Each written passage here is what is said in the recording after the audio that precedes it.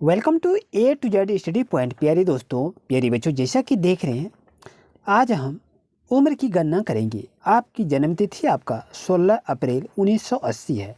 आप जन्म लिए हैं 16 अप्रैल 1980 को और आपकी गणना कर रहे हैं कि 1 जनवरी 1 तारीख को 2025 को मेरी उम्र क्या है।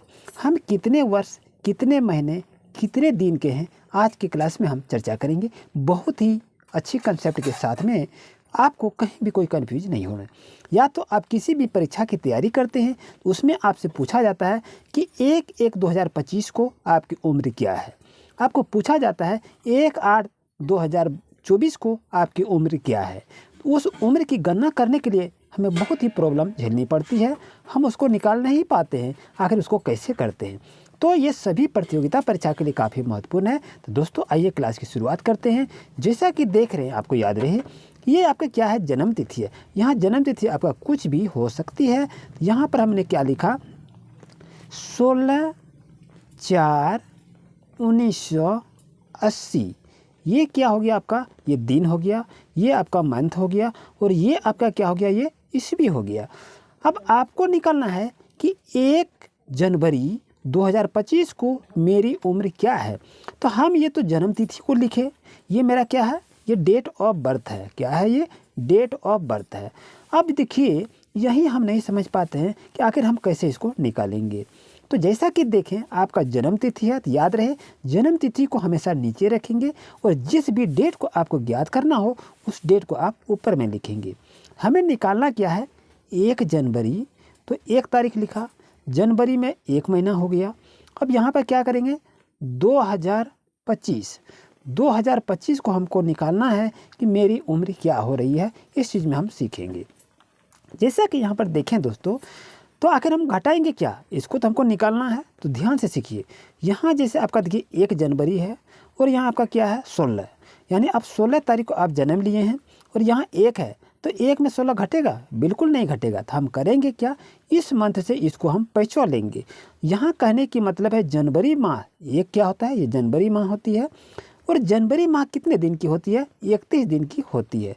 तो 31 दिन यहाँ आपका हुआ और ये पैचवा इससे मांग रहा है, तो 31 और 1 को जोड़ेंगे कितना हो जाएगा, 32 हो जाएगा। तो 31 और 1 को जोड़े 32 हो गया, तो यहाँ पर कितना हो गया आपका 32 हो गया। तो 32 में हम 16 को घटाएंगे, 32 में 16 को घटाएंगे तो कितना होगा, 16 आपका हो जाएगा। अब देखिए इनके पास तो कुछ नहीं रहा, ये तो 31 महीना का है, 31 महीना इसको दे दिया। अब ये कौन सा महीना है, ये अप्रैल है और यहाँ देखिए चौथा महीना आपका आ गया। अब इसको घटाएंगे कैसे, तो ध्यान रहे, अब ये कहता है इसे हम पैचौ लेंगे।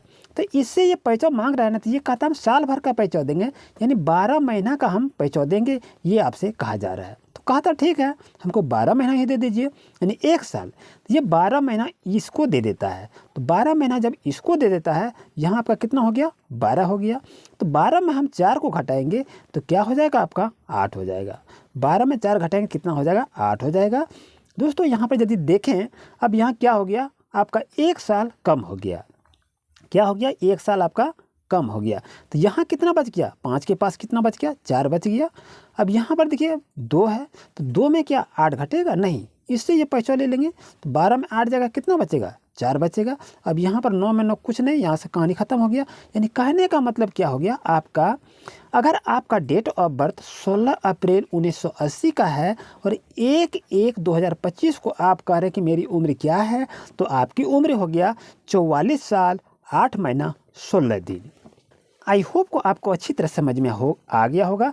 अगर आपको इसमें भी डाउट आ रहा है तो चलिए एक उदाहरण के साथ और भी हम देख लेते हैं। चलिए जैसा कि यहाँ पर देखें, आपका मान लें किसी का भी डेट ऑफ बर्थ हम देखेंगे क्या है उसका।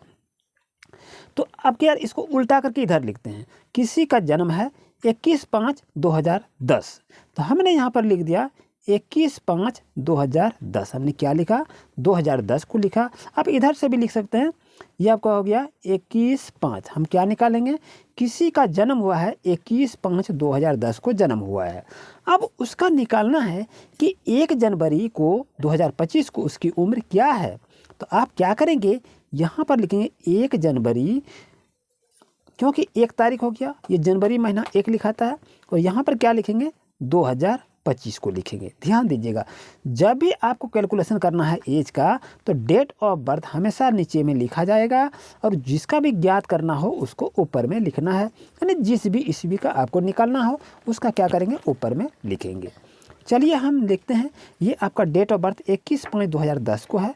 अब इसे हम सॉल्व करते हैं। जैसा कि देखें ये आपका कितना महीना है, ये जनवरी मंथ का निकाल रहे हैं, तो जनवरी मंथ 31 दिन का होता है। 31 में 1 को जोड़ेंगे, 31 में 1 जोड़ेंगे कितना हो जाएगा, 32 हो जाएगा। और 32 में हम 21 को घटाएंगे तो कितना हो जाएगा आपका, 11 हो जाएगा। यहाँ पर 11 को लिखा। अब यहाँ पर देखिए, यहाँ तो आपका क्या कोई मंथ तो रहा नहीं। अब इससे साल भर का पैसा लेता है, ये कितना देगा, 12 महीना यहाँ पर देगा।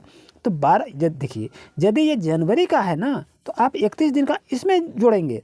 अगर ये फरवरी रहेगा तो फरवरी मंथ का जोड़ेंगे, अगर ये अप्रैल रहेगा तो अप्रैल मंथ का जोड़ेंगे। इस चीज़ को आप याद रखिए।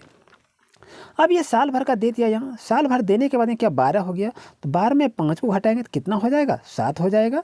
अब यहाँ पर देखिए कितना हो गया, यहाँ आपका 4 बच गया, तो 4 में 0 है तो यहाँ 4 होगा, और 2 में 1 जगह 1, बाकी यहाँ पर कुछ नहीं। यानी कहने का मतलब है, अगर आपका जन्म हुआ है 21/5/2010 को, तो 1/1/2005 को अगर आप निकालना चाहते हैं कि मेरी उम्र क्या है, तो आपका उम्र हो गया 14 वर्ष 7 वर्ष 11 दिन हो गया दोस्तों। इस तरह से आप अपना डेट ऑफ बर्थ को अच्छी तरह से निकाल सकते हैं। आई होप को आपको अच्छी तरह समझ में आ गया होगा। अगर किसी तरह की दिक्कत हो तो कमेंट जरूर करें और चैनल पर नहीं तो सब्सक्राइब जरूर करें। Thank you.